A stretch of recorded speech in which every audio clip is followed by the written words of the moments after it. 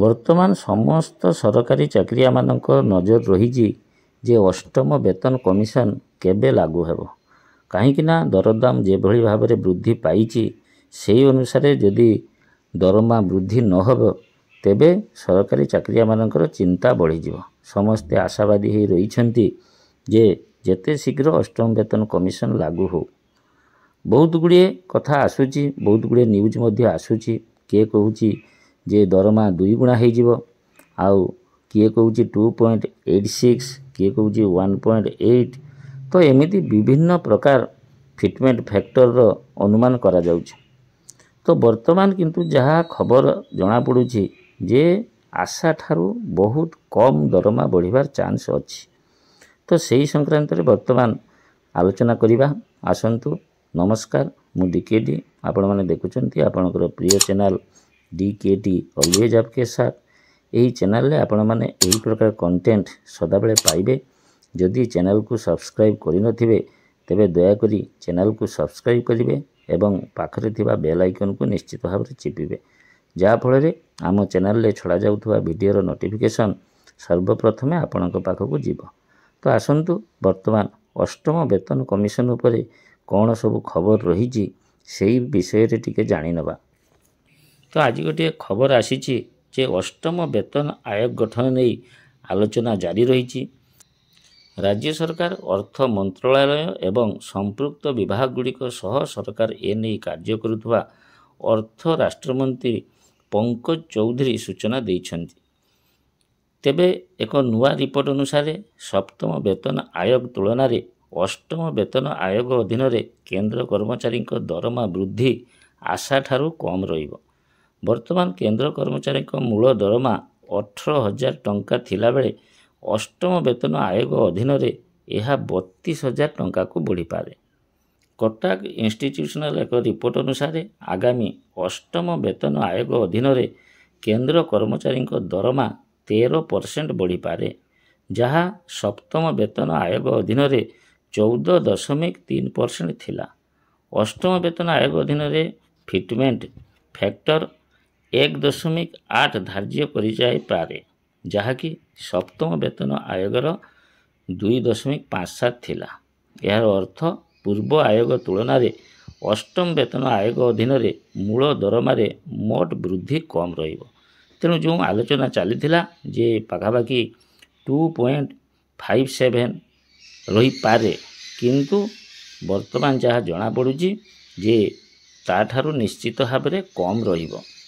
ପ୍ରକାଶଯୋଗ୍ୟ ଏକ ନୂଆ ବେତନ ଆୟୋଗ କର୍ମଚାରୀ ହେବା ସମୟରେ କର୍ମଚାରୀଙ୍କ ମୂଳ ଦରମା ସଂଶୋଧିତ କରିବା ପାଇଁ ଫିଟମେଣ୍ଟ ଫ୍ୟାକ୍ଟର ଏକ ଗୁଣକ ଭାବେ ବ୍ୟବହାର କରାଯାଇଥାଏ। ଏଠି ଉଦାହରଣ ବି ଦିଆଯାଇଛି। ଦେଖନ୍ତୁ, ଯଦି ଜଣେ କର୍ମଚାରୀଙ୍କ ମୂଳ ଦରମା 18,000 ଟଙ୍କା ରହିଛି ଏବଂ ଫିଟମେଣ୍ଟ ଫ୍ୟାକ୍ଟର 2.0, ତେବେ ସଂଶୋଧିତ ମୂଳ ଦରମା 32,400 ଟଙ୍କା। ତ ଏହାର ହିସାବ ଦେଖନ୍ତୁ, 18,000 ଗୁଣନ 1.8। ଏଥିରେ HRA କିମ୍ବା DA ଅନ୍ତର୍ଭୁକ୍ତ ନାହିଁ, ଯାହାକୁ ପୃଥକ ଭାବେ ହିସାବ କରାଯାଇଥାଏ। ତ ଏଇଟା ହେଉଛି ମୂଳ ଦରମା। ତ ଏହା ପରେ ଆପଣଙ୍କର HRA କିମ୍ବା DA ଏସବୁ ମିଶିବ। ତ ମିଶିଲା ପରେ ନିଶ୍ଚିତ ଭାବରେ ଏଟା ବଢ଼ିବ।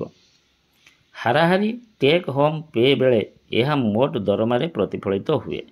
ମଙ୍ଗଳବାର ଅର୍ଥ ରାଷ୍ଟ୍ରମନ୍ତ୍ରୀ ପଙ୍କଜ ଚୌଧୁରୀ ସଂସଦକୁ ଲିଖିତ ଉତ୍ତରରେ ଜଣାଇଥିଲେ ଯେ ପ୍ରମୁଖ ଅଂଶୀଦାରମାନଙ୍କ ଠାରୁ ମତାମତ ଗ୍ରହଣ କରାଯାଉଛି।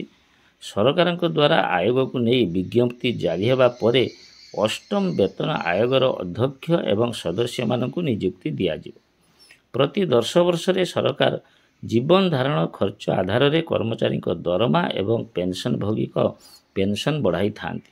ଉକ୍ତ କ୍ରମରେ 2026ରେ ଅଷ୍ଟମ ବେତନ ଆୟୋଗ ଅଧୀନରେ ବେତନ ବଢ଼ାଯିବା କଥା, କିନ୍ତୁ ପ୍ରକ୍ରିୟାରେ ବିଳମ୍ବ ହେବା ନେଇ ଅନୁମାନ କରିଛନ୍ତି ବିଶେଷଜ୍ଞ। ସପ୍ତମ ବେତନ ଆୟୋଗ ଲାଗୁ ହେବା ପରେ କର୍ମଚାରୀଙ୍କ ମୂଳ ଦରମା 7,000 ଟଙ୍କାରୁ ବଢ଼ି 18,000 ଟଙ୍କା ହୋଇଥିଲା। କର୍ମଚାରୀଙ୍କ ଦରମା ଏବଂ ପେନ୍ସନକୁ ସଂଶୋଧିତ କରିବା ପାଇଁ 2.57ର ଫିଟମେଣ୍ଟ ଫ୍ୟାକ୍ଟରକୁ ଲାଗୁ କରାଯାଇଥିଲା। ଏ ହେଉଛି ସପ୍ତମ ବେତନ କମିଶନର କଥା ଯେ ସେତେବେଳେ 2.57 ଫିଟମେଣ୍ଟ ଫ୍ୟାକ୍ଟରକୁ ଲାଗୁ କରାଯାଇଥିଲା ଏବଂ ମୂଳ ଦରମା ଯେଉଁଟା ଥିଲା 7,000 ଟଙ୍କା ତ 7,000 ବୃଦ୍ଧି ପାଇ ସେତେବେଳେ 18,000 ହେଇଥିଲା। କିନ୍ତୁ ବର୍ତ୍ତମାନ ବିଶେଷଜ୍ଞମାନେ ଅନୁମାନ କରୁଛନ୍ତି ଯେ ସରକାର 2.57 ଲାଗୁ କରିବେ ନାହିଁ, କାରଣ ତାଠାରୁ କମ୍ ଲାଗୁ କରିବାର ଚାନ୍ସ ଅଛି। ତ ଦେଖାଯାଉ ଆଗକୁ କ'ଣ ହେଉଛି। ସପ୍ତମ ବେତନ କମିଶନରେ ସରକାର 2016 ମସିହାରେ ଲାଗୁ କରିଥିଲେ, ତେଣୁ ଆଶା କରାଯାଉଛି ଏହା 2026 ମସିହାରେ ଲାଗୁ ହେବ। କିନ୍ତୁ ତାପରେ ରହିଲା ରାଜ୍ୟ ସରକାରଙ୍କ କଥା। 2026 ଜାନୁଆରୀ ସୁଦ୍ଧା ଯଦି କେନ୍ଦ୍ର ସରକାର ଲାଗୁ କରନ୍ତି, ତାପରେ ଯାଇ ରାଜ୍ୟ ସରକାରମାନେ ଲାଗୁ କରାଇବେ। ତ ଆମେ ଯାହା ଆଶା କରୁଥିଲୁ ଯେ ଦରମା ପାଖାପାଖି 2 ଗୁଣା କି 3 ଗୁଣା ହେଇଯିବ, ଆପଣମାନେ ଏ ବିଶ୍ୱାସରେ ରୁହନ୍ତୁ ନାହିଁ, କାରଣ ତା ଅପେକ୍ଷା କମ୍ ଦରମା ନିଶ୍ଚିତ ଭାବରେ ମିଳିବ।